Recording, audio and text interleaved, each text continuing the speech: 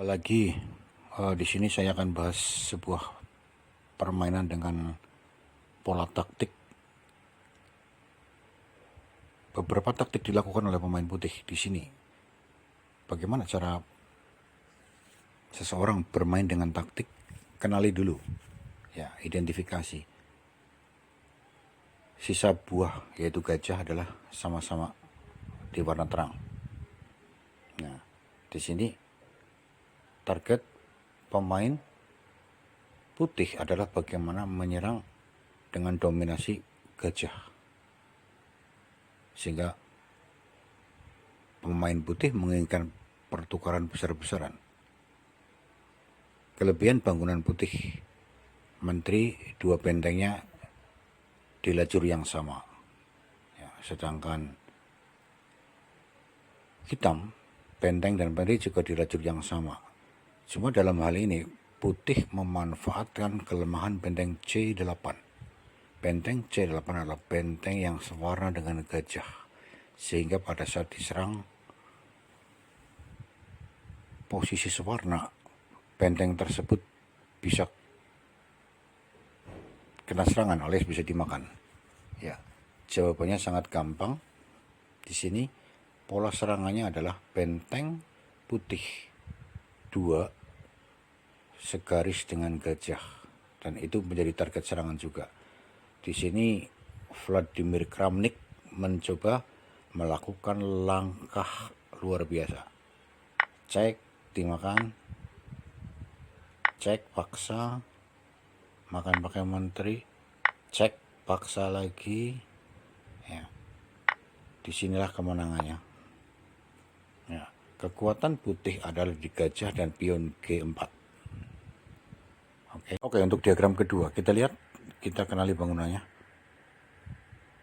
Hitam mempunyai sepasang gajah kembar mengarah ke posisi raja. Gajah H6, gajah gelap, menyerang petak lari C1 dan D2. Raja putih tidak bisa masuk di warna gelap tersebut. Kemudian gajah terang fungsinya untuk membantu pengeroyokan dengan menteri. Kemudian raja hitam tidak bisa diserang satupun oleh buah-buah putih yang tersisa. Beda cerita kalau misalkan putih punya gajah gelap, mungkin masih punya tempo untuk menyerang raja hitam. Di sini putih tidak punya gajah gelap, adanya gajah petak terang. Pola serangan harus melibatkan dua buah, yaitu gajah terang dan menteri hitam. Ya, gajah terang pemain hitam dan menteri hitam. Sebab posisi gajah hitam, ya, gajah gelap pemain hitam, dia hanya tugas menyerang petak lari raja. Oke, di sini Kramnik, Vladimir Kramnik menjawab menteri. Cek. Jawabannya naik atau mundur ke B1. Jika naik, checkmate.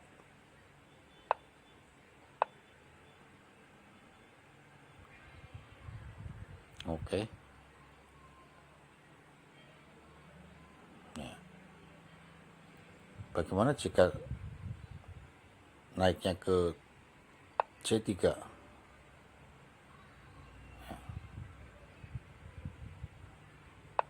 Bernasib sama.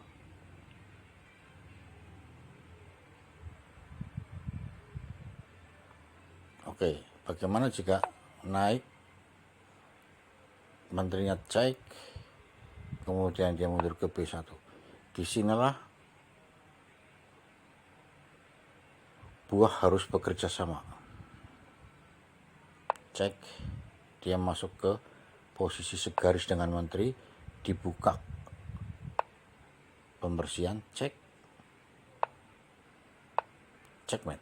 Ya, disinilah permainan Kramnik, Vladimir Kramnik, mantan juara dunia. Diagram ketiga, di sini Raja Putih dan Raja Hitam sementara tidak bisa atau tidak berpotensi untuk diserang masing-masing oleh buah lawan. Di sini yang berpotensi menyerang adalah gajah gelap pemain hitam, yaitu di H6. Dia memining kuda di belakangnya menilai besar, yaitu benteng. Artinya bisa memakan buah nilai lebih besar atau bisa menang kualitas.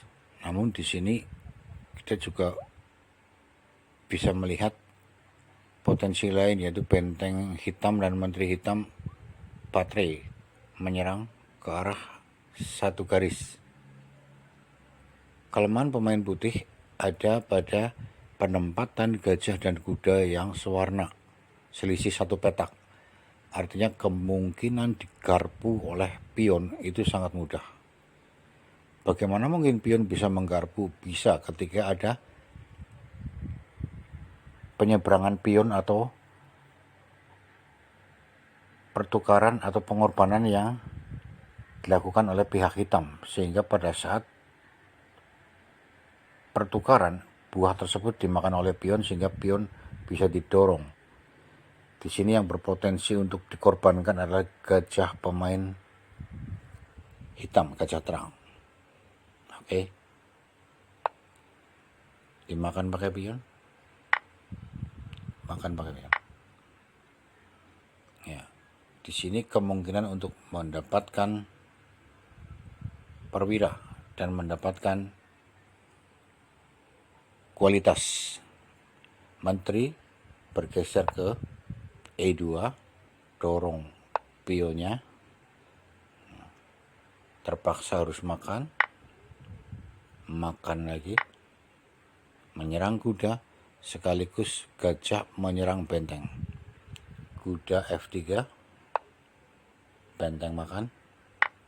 Disinilah hitam unggul mutlak ya, karena posisi kuda buruk ya, tidak bisa menyerang. Dan posisi pion A, hitam A4 itu sangat berpotensi untuk dijagokan sebagai pion promosi. Video keempat ini kita lihat posisi raja masing-masing aman, tidak punya potensi diserang. Jika toh bisa diserang, raja hitam masih punya petak lari banyak dan tidak ada serangan lanjutan. Oke, kembali ke buah yang lain. Menteri sementara ini lagi diserang. Menteri putih diserang kuda, menteri hitam juga diserang kuda. Sekarang putih jalan.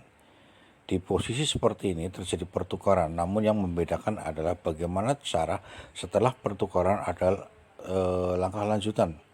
Biasanya yang berakibat ke keuntungan material. Oke, mulai. Makan menteri, kuda makan menteri. Ya. Di sini posisinya kuda hitam tidak punya pembela di C4 dan kuda putih pun tidak punya pembela. Di sini putih punya inisiatif melakukan langkah penyerangan benteng dan punya keuntungan satu pion.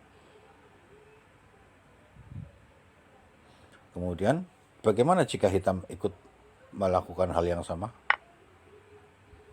Makan. Bagaimana jika kuda makan benteng? Kuda tidak punya pembela.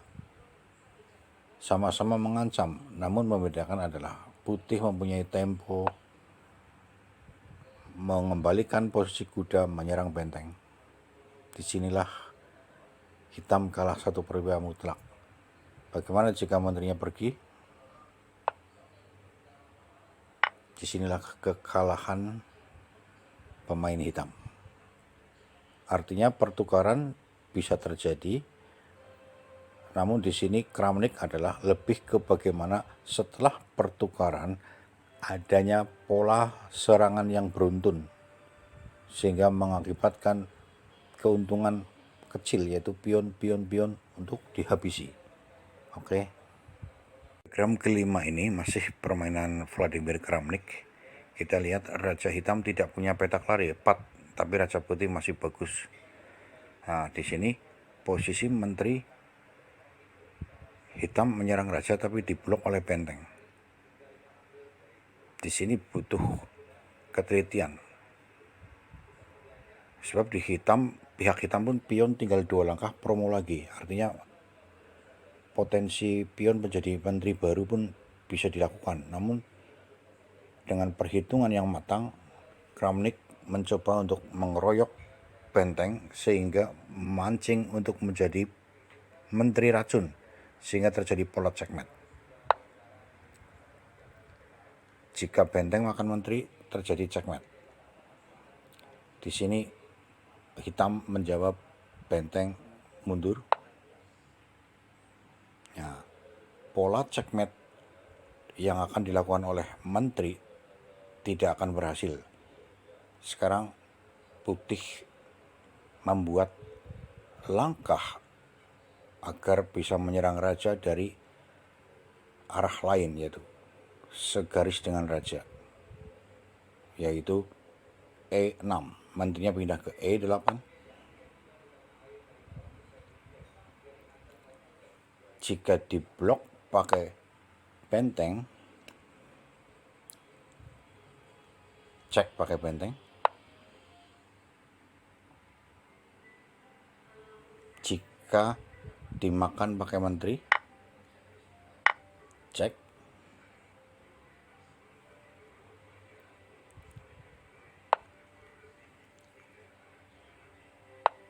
Checkmate. Itulah yang terjadi.